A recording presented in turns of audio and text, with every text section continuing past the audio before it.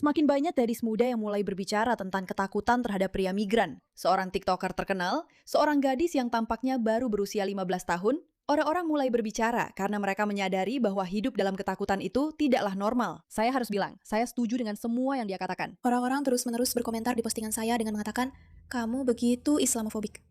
Iya, saya memang begitu, karena ini menakutkan saya.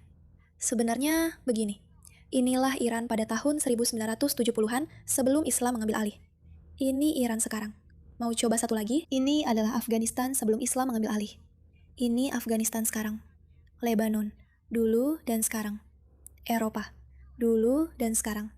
Michigan, dulu dan sekarang. Ya, ini memang benar-benar menakutkan saya. Dan jika ini tidak menakutkanmu dan kamu ingin bersikap serba menerima, suatu hari kamu akan berakhir memakai hijab, tertutup dari kepala sampai kaki hanya karena kamu harus bersikap toleran. Kamu harus menerima. Maaf, saya benar-benar menolak untuk menerima hal ini. Untuk kalian semua yang mengaku sangat peduli dengan hak-hak perempuan dan feminisme, bagaimana mungkin ini disebut feminis? Bagaimana mungkin ini baik untuk perempuan? Ini benar-benar jahat. Kenapa ada anak-anak kecil yang ditutupi burkah? Kenapa?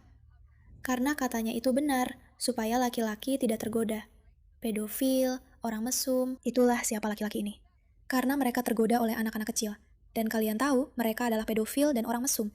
Karena dalam agama mereka diizinkan menikahi anak perempuan yang masih berusia 9 tahun. Jadi, ya, sebut saja aku Islamofobik. Memang begitu.